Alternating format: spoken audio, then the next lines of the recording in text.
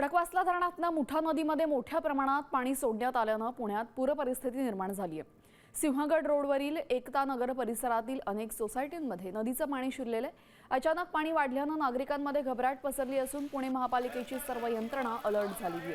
दरम्यान पुण्याच्या महापौर मंजुषा नागपुरे यांनी स्वतः या पूरग्रस्त भागाची पाहणी करत बचाव कार्याचा आढावा घेतलेला आहे।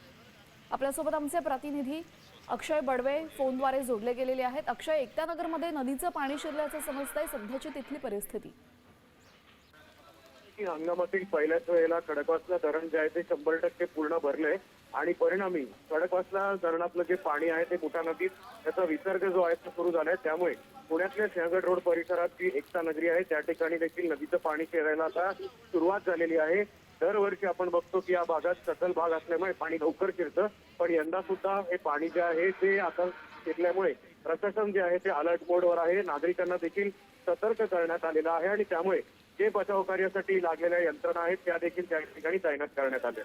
जी, धन्यवाद अक्षय दिलेल्या सविस्तर माहितीसाठी। तर आपण पाहतोय एकता नगरमध्ये नदीचं पाणी शिरल्यामुळे नागरिकांमध्ये तिथल्या रहिवाशांमध्ये घबराट पसरलेली आहे।